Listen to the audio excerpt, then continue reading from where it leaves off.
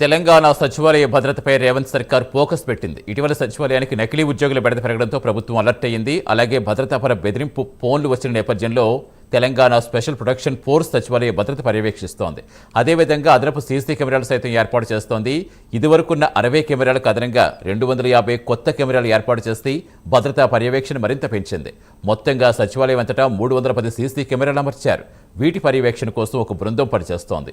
పూర్తి సమాచారం ఇచ్చేందుకు మా కరెస్పాండెంట్ అజీం జరుగుతున్నారు. అజీం, ఇంకా సచివాలయ భద్రత పెంచేందుకు ఇంకా ఎటువంటి యాక్షన్ ప్లాన్స్ చేపట్టబోతున్నారు?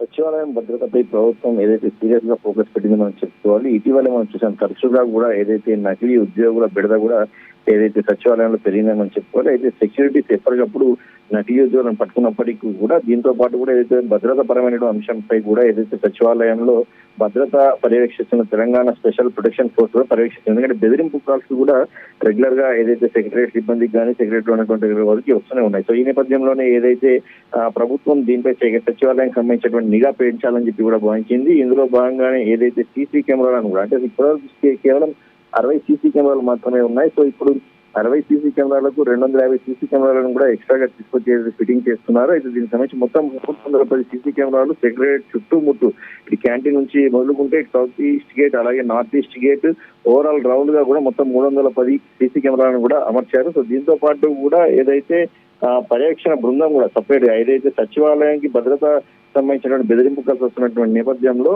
భద్రతను పర్యవేక్షిస్తూ తెలంగాణ స్పెషల్ ప్రొటెక్షన్ ఫోర్స్ కూడా ఒకటి ఏదైతే ప్రత్యేకంగా తిరుగుతుంది. ఎందుకంటే ఈ బెదిరింపు కాల్స్ పరంగా ఎవరు చేస్తున్నారు ఏంటి అసలు అనే ఒక కోణంలో కూడా ఏదైతే ప్రత్యేకమైనటువంటి బృందం ఒకటి తిరుగుతుంది. వీటితో పాటు ఈ సీసీ కెమెరాల పర్యవేక్షణ కోసం కూడా ఒక బృందం అయితే ప్రత్యేకంగా పనిచేస్తుంది. ఎందుకంటే నకిలీ ఉద్యోగుల బెడద ముఖ్యంగా లాస్ట్ 4 నెలల నుంచి కూడా మనం చూసుకున్నైతే సుమారు 7 నుంచి 8 మంది నకిలీ ఉద్యోగులు దొరికారు. సో వీటికి సంబంధించి మరింత మంది ఉన్నారనే ఒక అనుమానం కూడా ఏదైతే ఇటు ప్రభుత్వానికి సంబంధించిన వారికి సెక్యూరిటీకి సంబంధించినటువంటి వారు కూడా అనుమానాలు వ్యక్తం చేస్తున్నారు. సో ఓవరాల్ గా భద్రతా విషయాన్ని కొంత కట్టుదిట్టంగా చేయాలని చెప్పి కూడా ప్రభుత్వం భావించింది. ఇందులో భాగంగానే ఒక స్పెషల్ ప్రొటెక్షన్ ఫోర్స్ టీమ్ తో పాటు సీసీ కెమెరాలు కూడా ఏదైతే పెంచారు, మొత్తం 300 సీసీ కెమెరాలు పెంచారు. దీనికి సంబంధించి కూడా సపరేట్ అయినటువంటి బృందం కూడా ఏదైతే పనిచేస్తుంది. ఎవరి మీద అనుమానం ఉన్నా వెంటనే వారితో మాట్లాడి చర్చించి అసలు వారు ఎక్కడి నుంచి వచ్చారు ఏంది అనే ఒక కోణంలో కూడా ఏదైతే వారితో మాట్లాడేటువంటి ఒక ప్రత్యేక బృందాన్ని కూడా ఏదైతే ప్రభుత్వం ఏర్పాటు చేసింది. సో ఓవరాల్ గా సెక్రటరియట్ లో ఇటు నకిలీ ఉద్యోగులకు సంబంధించిన అంశం కావచ్చు, అలాగే భద్రతకు సంబంధించిన అంశంపై మాత్రం